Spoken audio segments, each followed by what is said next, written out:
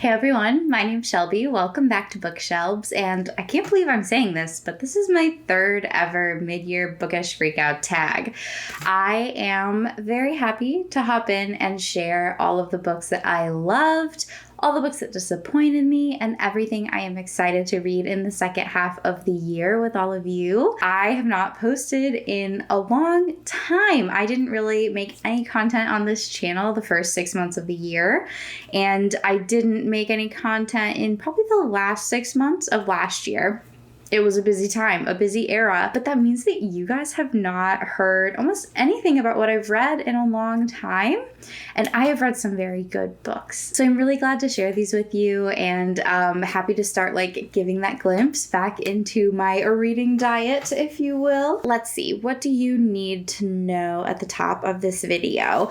I am filming a little late, forgive me, but I think we are still very much in that mid-year season. As of the end of July, I had read 25 books according to my Storygraph. That's a combination 50-50 of audio and physical books. And I did my best in today's tag to really cover as many books as I've read as possible, just to kind of make up for lost time, if you will. Make sure I share about as many good books as have passed through my hands as possible. So, all of that out of the way, let's go ahead and dive into the tag. Question number 1 is the best book you've read thus far in 2025. And for this one, I'm very excited to share because I actually read a 6-book series since we've last talked, and it's one of my new all-time favorite series, the last of which was at the start of 2025. That would be the Lady Trent memoir series, which starts with A Natural History of Dragons. The 5-star book that I read in 2025 is actually a continuation series. It's called Turning Light into Darkness, and it's book 6 after the 5-book original series. These books are phenomenal. I don't hear nearly enough people talking about them. They are much in the same vein as Emily Wilde's Encyclopedia of Fairies. They're sort of light academia stories that follow a scholar in the sort of Victorian era in an alternative version of, well, it's not even Earth. It is a fully fantasy setting, but it feels a lot like Victorian England. Lady Trent is a naturalist. She studies dragons in an age where women are not welcome in academia. And so we follow her reflecting on the course of her life and her many discoveries that were instrumental to the evolution of biological sciences at the time. And Turning Light into Darkness is a follow-up series, at least a first book. I hope there's more to come, that follows her granddaughter, who has big shoes to fill, you might say. But I honestly think that this book series, more than any other series I have ever read, stuck the landing. Every book built more and more into this world. And when we got to the big reveal at the end of the series, I was so bought in, even though it was a really dramatic sort of unveiling. And the world very predictably was shaped by it. Just so realistic. So I think Marie Brennan is an absolute rock star. I believe these books were nominated for a Hugo Award or maybe a Nebula Award, and that is well worth it. So seriously, if you like Emily Wilde's Encyclopedia of Fairies, you should be reading these. So I had a lot of options for my best sequel of the year, and I landed on kind of a funny one, but I'm going to say Clash of Kings by George R.R. Martin. I was a big fan of the Game of Thrones show, except for the last season. We all know that. And I wasn't really sure if it was worth reading the books, given that I've already seen most of the story unfold in a way that is canon to the book. But my husband and I went on our honeymoon in Iceland last year. And of course, Iceland is where they filmed a lot of the show. So we decided to start listening to the first book on audio, which is, by the way, a very efficient use of your money because they're 40 hours long. But I have really, really enjoyed reading the books. They largely follow the show, at least in books 1 and 2. And we've really enjoyed rewatching the show after we finish each book and getting to discuss the differences that we notice. But George R.R. Martin got the crazy HBO deal because he was that good. The books are really phenomenal on their own.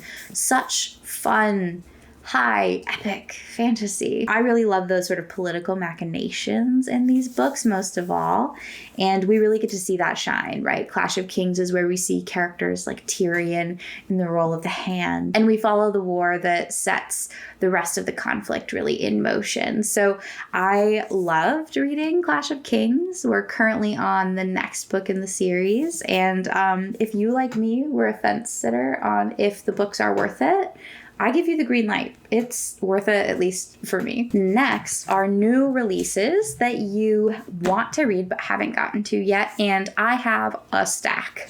This is a collection of 4 books that I'm super jazzed about and have in my hands but somehow haven't read yet. Oathbound, for example, is the 3rd book in the Legendborn cycle.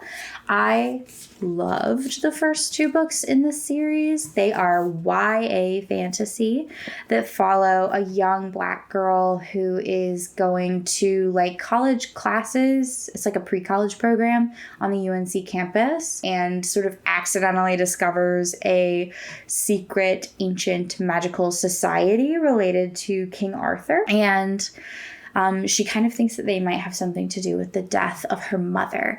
And in the process of diving into this world, she discovers multiple kinds of magic and the ways in which the complex history of our nation is really tied into some of these old orders and the magic that they wield.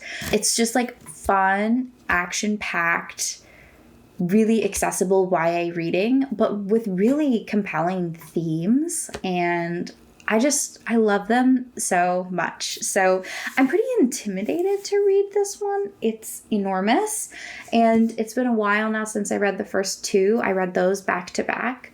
So I know there's going to be kind of a learning curve. I'm going to have to remember who everybody is and where we left them off, but I'm so ready for this. Very excited to pick it up soon. Another book that's not quite a sequel, but is in the same universe that I know I already love, is A Witch's Guide to Magical Innkeeping by Sangu Mandana. The first book that you may recognize from this series is A Secret Society for Irregular Witches. What is it called? The Very Secret Society of Irregular Witches, which was a very endearing story about found family and learning magic. It's a very sweet story. I absolutely loved it. And this story, I imagine, will have a similar tone, but it's got a very different premise. It follows a very powerful witch who's been outcast after bringing her aunt back from the dead. Just a teensy bit. She was only barely dead. So I'm guessing it's going to be pretty funny, and I'm really looking forward to reading this. Sticking with our witchy theme, we have Human Rights by Juno Dawson.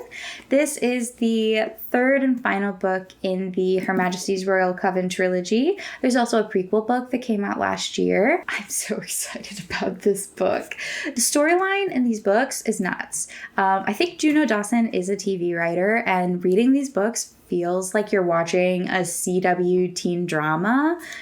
They are so pacey. Every chapter feels like it ends on a cliffhanger, and they're contemporary urban fantasies. So we follow a group of women, most of whom are in Her Majesty's Royal Coven, which is a group of witches who are promised to protect the British government and sort of oversee magic in England. There's also a counter coven, and the leaders of both covens are kind of friends. And all of the characters we follow are childhood friends who've had very complex relationships as adults. And we kind of follow them as something that has been foretold starts to unfold, and all of them react to it very differently. So it's kind of one of those prophecy come to life moments. It's also full of really great trans and LGBTQ characters, and is very much a trans story. So I highly recommend it if you're looking for queer fantasy fiction in particular. And lastly, very different energy, is Everything is Tuberculosis by John Green. My husband and I are both big Vlogbrothers fans. We watch their videos every week together. We own all of the books that they've published, I think. And Everything is Tuberculosis is a book that John has been very publicly talking about writing for years. And it covers everything to know about tuberculosis, which is the world's largest preventable deadly disease. It's been curable for decades, and people continue to die from it because of our own failures of human systems, not because of a failure of medicine or technology. The story is told through the perspective of a boy, now man, that John knows and has a relationship with, who had very complex tuberculosis as a young person in Sierra Leone. And from what I hear anyway, a really great sort of combination of that personal narrative and the larger public health narrative. So Jake, my husband, has already read it and he recommends it. I am very eager to have my own pass at the book as well. My most anticipated books for the second half of the year, I have a few. I've talked about the Roots of Chaos series by Samantha Shannon, starting with Priory of the Orange Tree, quite a lot on this channel. There is a third novella coming out in that series this fall. I say novella because it's like a normal book size, which is very small in the Roots of Chaos series. But I'm very eager to read that story. Another sort of high epic fantasy story with a very feminist lens. We've got mages and spies and intrigue. And in the case of Burning Flowers, I understand it to follow a kingdom under siege as dragons reemerge and bring the threat of dominance and illness with them to one of the major kingdoms in this epic fantasy world. There's also a sequel coming out to The Hexologists called A Tangle in Time.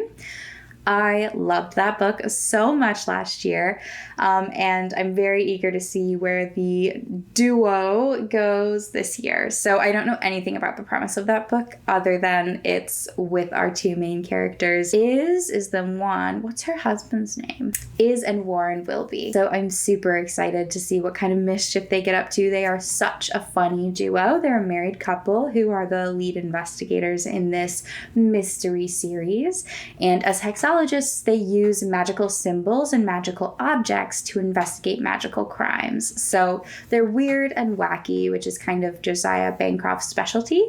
And I'm very excited to read whatever comes next. Last, I'm super excited about Local Heavens by Chris Fajardo. This is, get this, this is a queer cyberpunk retelling of The Great Gatsby.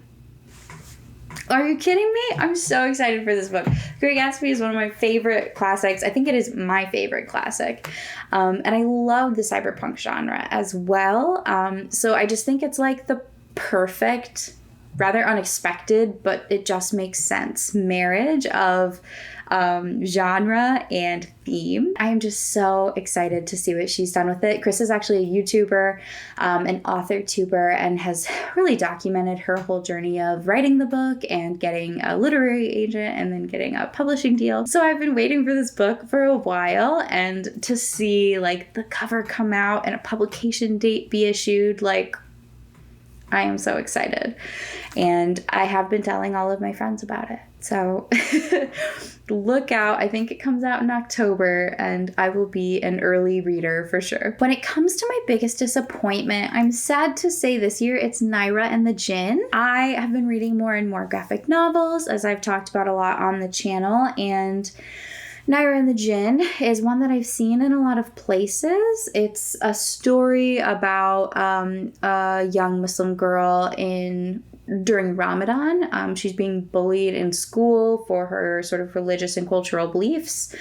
And she forges this relationship with a djinn, sort of a mythic figure in the Arab-speaking world. And I love other stories about djinn. But I was just really disappointed with this. I thought I would love it, but I found the panels quite hard to follow. And I don't know, the message just didn't really hit for me. So I think there's this is a middle grade story. There's a chance that it's just not really for me, and that's okay. It might land more for its intended audience of younger people.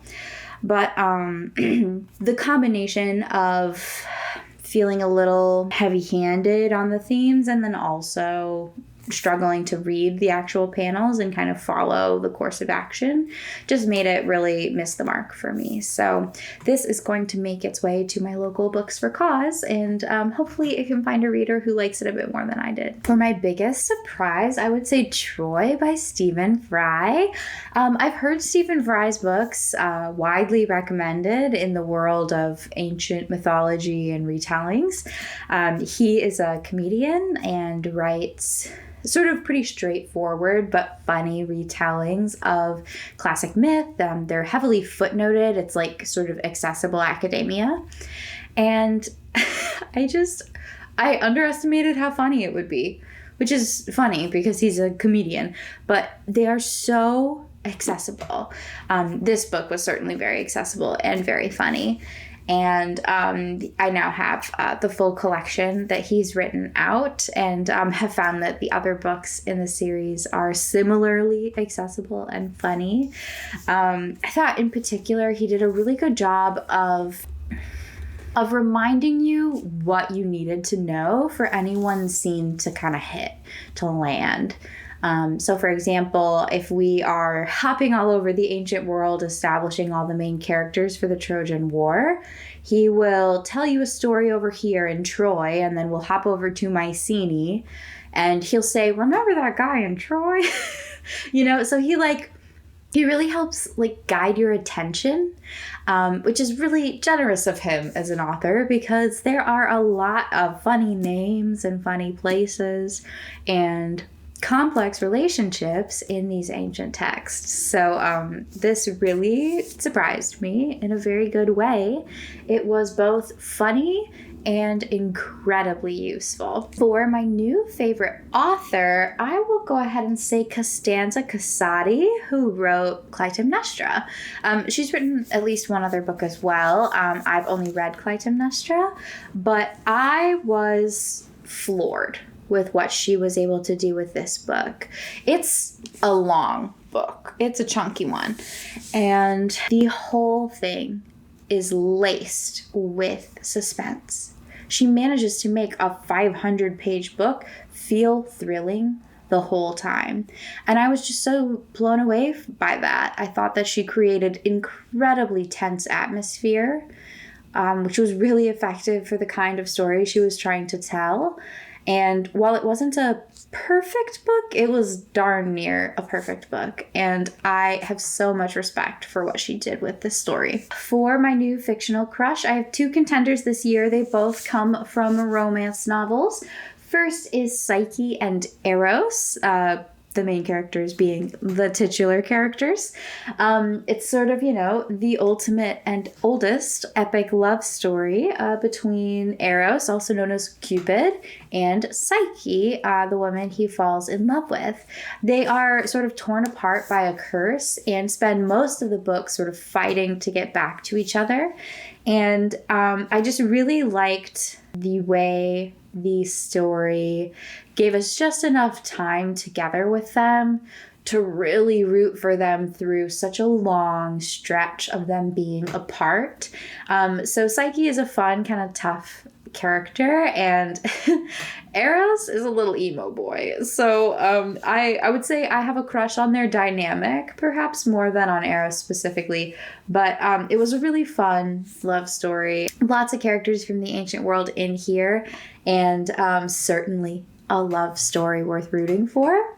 The other character I would say is a contender is Ash from A Game of Scandal. This is a part of my favorite series by Laura Wood that follows investigators for the Aviary, which is a Regency-era private investigation service operated by women for women. And this book is the third book in a series that follows a young mathematician who is out to win her college tuition at the gambling tables by sort of calculating the odds and learning to count cards. And Ash is a former naval officer with big pirate energy who happens to run said gambling den.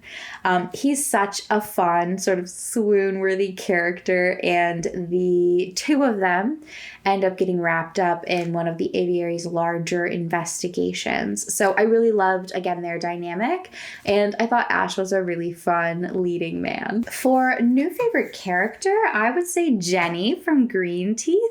I loved this book. Molly O'Neill is bringing big T. Kingfisher energy to this story, and I am so here for it. So Green Teeth follows a Jenny who is functionally like a swamp monster that drags people into the depths and eats them. And it follows her on a sort of quintessential quest story after a witch is thrown into her pond, very much a la the witch hunts. And she chooses to save her, and the sort of journey they go on together to restore her place with her family in her town. But Jenny is just such a funny character because, of course, she lives all on her own in her swamp, and she is a monster. So she eats crazy things, and she has big scary nails and big scary teeth and slimy skin. And just looks at the world through the strange lens of, immortality. She lives a very, very long life and has seen so much of the world and doesn't really know how to interact with people much. So just watching her figure things out is so funny. And I loved every minute of this story. For a book that made me cry, it's definitely Sunrise on the Reaping by Suzanne Collins. I don't think a single person on the internet doesn't know what this book is, so I'm not going to spend a lot of time explaining it. The basics are that it is a Hunger Games prequel following Haymitch's story in the second quarter quell, and it is devastating. What more do you need to say? I cried a couple times, actually. It's very compelling. I think that I actually found the longer I sat with the messages of this book, the more impressed I was with this as a sequel. I had two books that really stood out as books that made me happy this year. The first was the conclusion to the Emily Wilde's trilogy, being Emily Wilde's Compendium of Lost Tales. This was just a story that gave me what I wanted. We wrapped up the larger story arc really nicely. We did that with so many of my favorite characters, and it just feels so good to be with characters that feel familiar and surrounded by some of the whimsy and folklore that Heather Fawcett has woven through the whole series. So that was really a blast to revisit one last time. And then I also read the sequel to The House on the Cerulean Sea, which is called Somewhere Beyond the Sea, this year, and it wasn't a perfect book.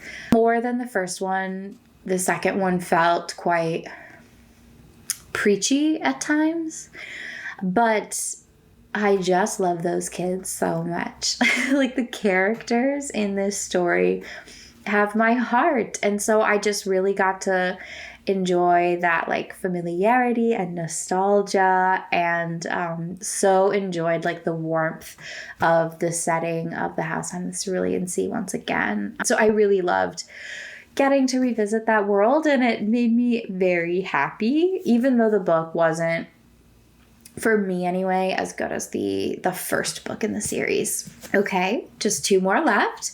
When it comes to the most beautiful book I've read this year, or bought this year, that's going to go to The Lady of the Lake by Jean Menzies.